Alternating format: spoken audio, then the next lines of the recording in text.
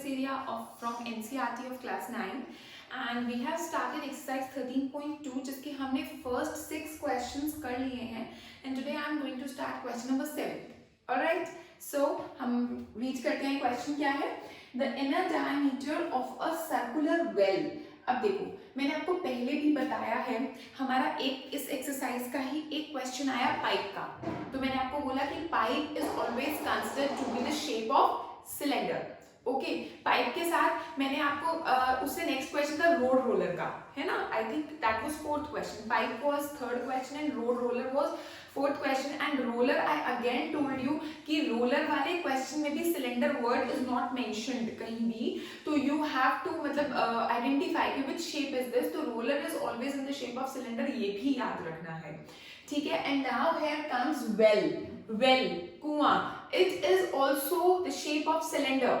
अब वो कैसे, ये समझो. देखो ऊपर से तो हमें गोल नजर आता है ऐसे, तो बच्चे समझते हैं कि भाई ये तो स्फेयर टाइप्स हो गया. नहीं, लेकिन वो अंदर उसकी गहराई भी तो है, डेप्थ में वो उसकी डेप्थ भी तो है ना? तो it is in the shape of cylinder. और मैं आपको साथ में एक और चीज बता रही हूँ जो कि ऐसा क्वेश्चन एनसीईआरटी में नहीं है. कॉइन के ऊपर मैंने पहले भी मेंशन किया है कि if any shape like coin comes, coin, तो coin is also considered to be cylinder. Why? Because अगर आप कोइन को देखोगे, 1 रुपी कोइन और 2 रुपी कोइन अगर आप हाथ में लेते हो तो उसकी भी थिकनेस होती है, और वो जो थिकनेस होती है that is considered to be the height of cylinder. तो ऊपर भी एक सर्कुलर बेस हो गया, नीचे भी एक सर्कुलर बेस हो गया, और छोटी सी हाइट हो गई, डेप्थ वो जो थिकनेस होगी वो हाइट हो गई, तो वो भी एक सिलेंडर माना जाता है, वो स्फेयर नहीं माना जाता कभी भी कोइन, ठीक है? तो कॉइन का अगर एग्जाम में क्वेश्चन आता है तो वो भी क्या है? Cylinder. And now here it is well, तो वेल भी एक सिलेंडर है. ओके, सो अब स्टार्ट करते हैं. वेल है सर्कुलर वेल, मतलब उसका ऊपर जो मुंह है, उसका जो माउथ है, ऑब्वियसली वेल का जो माउथ होता है it is always in the shape of circle, तो सर्कुलर वेल है. और उसका जो डायमीटर है वो 3.5 मीटर है. डायमीटर क्या है? 3.5 मीटर, यानी रेडियस क्या होगा? 3.5/2 लिखो बच्चों. पता नहीं मतलब कि इतना सॉल्विंग क्यों करनी है? अभी अलग से रेडियस निकालने को बोला है क्या कि मैं इतना सॉल्व करूं इसको, कि मैं करूं 3.5/2 ये, फिर 5 7 35, फिर 5 4 फिर कई बच्चे पता क्या करेंगे, 7/4 को भी वो करते हैं, डिवाइड करते हैं.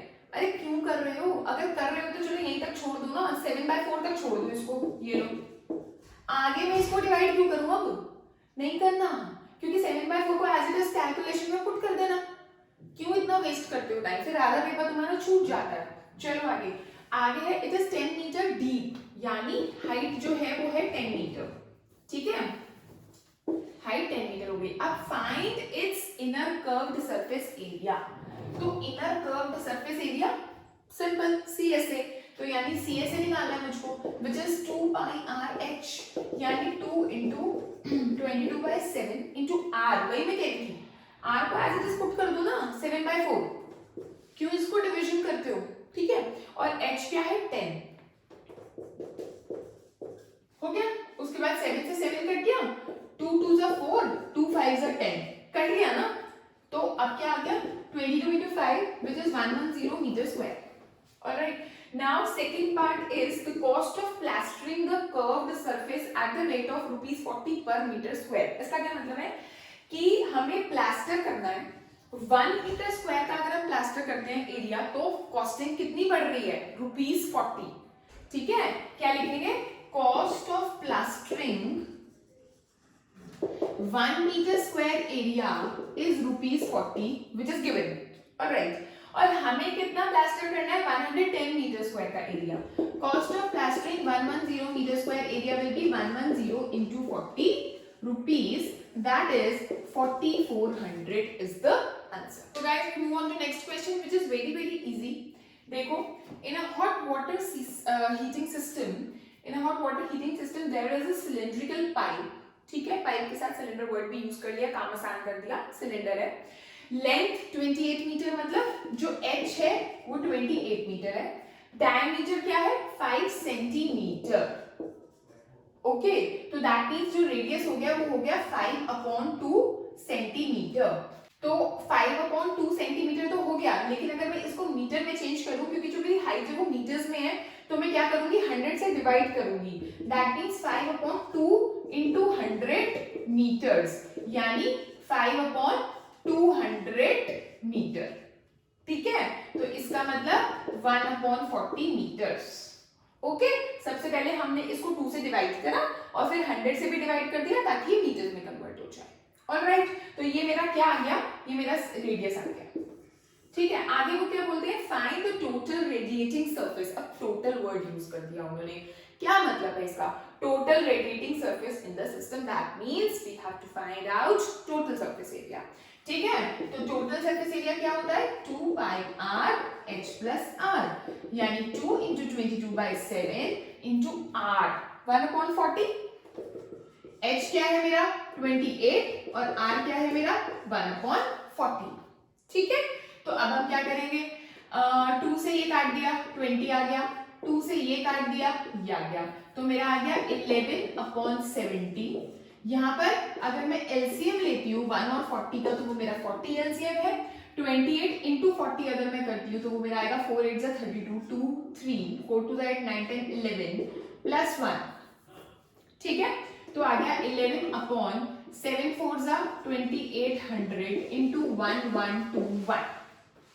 ठीक है, अब 1121 को 11 से करते हैं हम, 1121 1121, यानी ये आ गया मेरा 12331/2800। ठीक है, अब 2800 और 12331।